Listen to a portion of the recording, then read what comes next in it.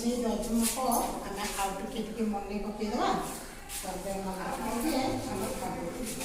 देख आम दर्जनक करते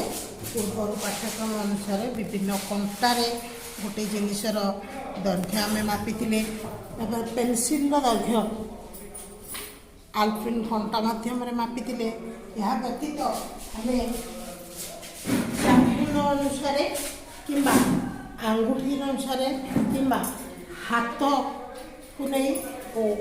पाद ये पाद अनुसार आम आनुमानिक माप कर किंतु से जो आनुमानिक माप आम करते भिन्नता परिलक्षित है अर्थात मोर हाथ में जी हाथ आउ जन हाथ में से हाथ हम ना ये भिन्नता देखा आमर सठिक मापपाई अन्य प्रकार सब सरल यंत्र व्यवहार करागला से सरल यंत्र गुड़िकर नाम है स्केल माप फिता एवं मीटर बाड़ी ये सरल यंत्र व्यवहार करागला ये जो सरल यंत्र को सब व्यवहार करागला दैर्घ्य मापर सठिकता आम जानापी आज से विषय आम देखा जे कौन आम दैर्घ्य मापर सठिक माप आम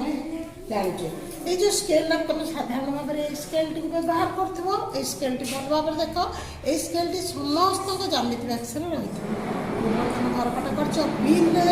मापी एवं आम स्केल सहयोग ना ये स्केल टी को देख ये स्केल शेष अंकटी केते रही भल भाव देख शेष अंकटी अच्छी 15 अर्थात तुम्हें व्यवहार कर स्केल दैर्घ्य हूँ 15 सेंटीमीटर एवं आम जीवा सठिक माप दैर्घ्य मापर कौन है सेंटीमीटर मीटर किलोमीटर सेंटीमीटर को संक्षेप सेमी मीटर को मी और किलोमीटर को किमी बोली लिखा जाए मात्र कहला बेले आम मीटर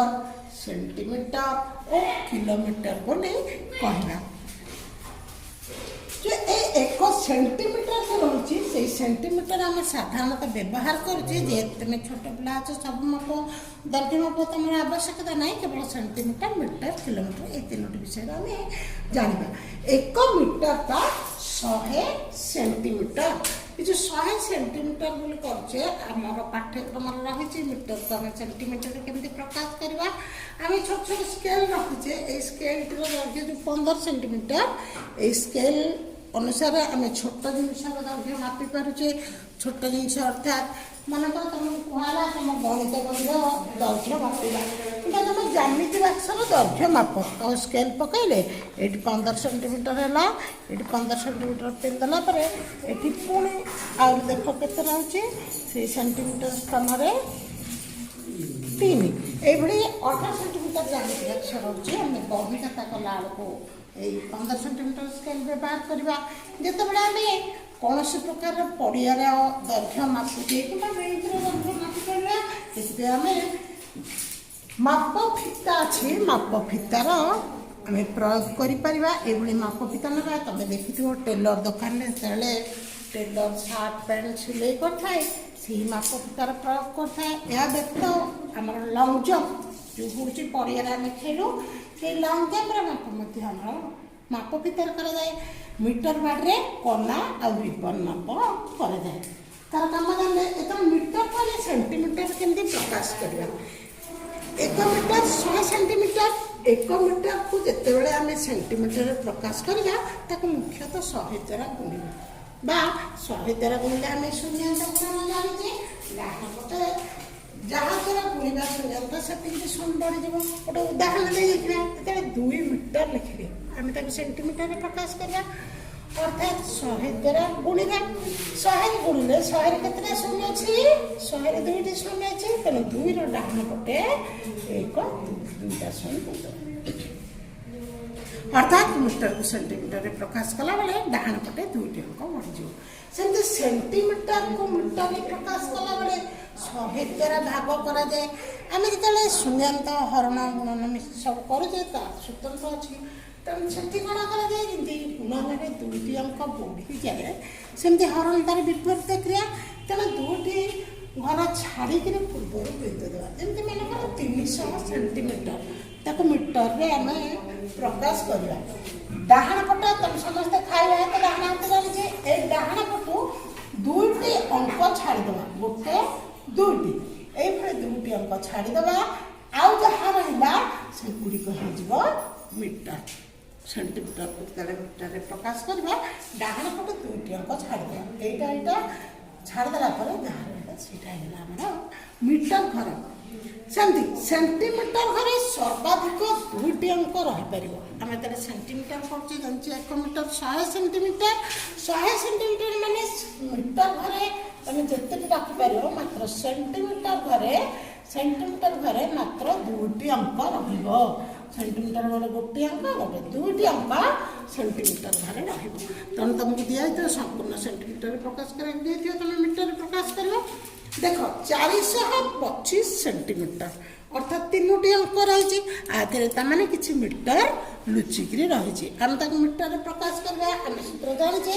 দুটি ঘর ডাহাণ পটে ছাড়িদেবা গোটিয়ে দুইটি ঘরে ছাড়িদেলে এইটি গোটে বিন্দু দিয়ে আমাকে সহজে মিটারକୁ সেন্টিমিটারକୁ আমি মিটারে সহজে প্রকাশ করিপারিবা ডাহাণ পটে প্রথম ঘর দ্বিতীয় ঘর ছাড়িদেলে বিন্দু দিয়ে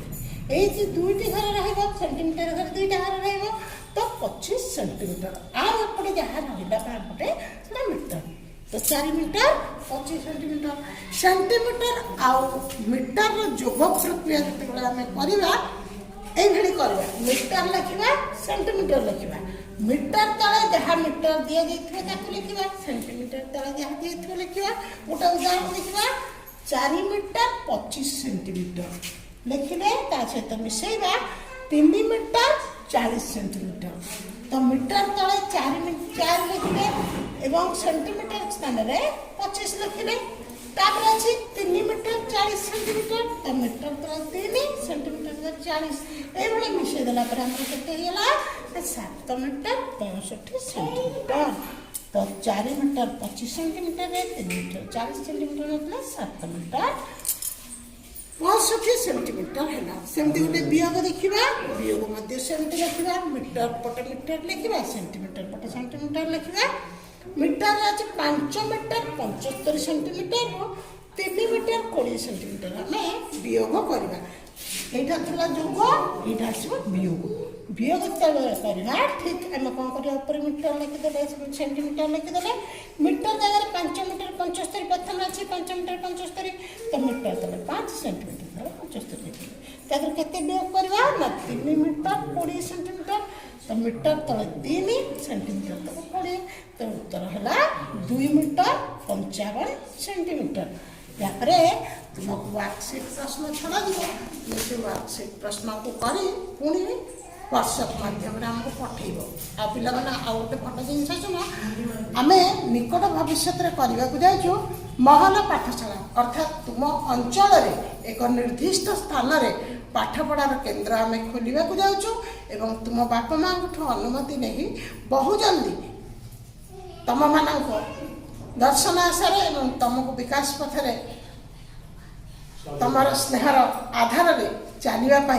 बहुत जल्दी चेष्टा चली जगन्नाथ पाखे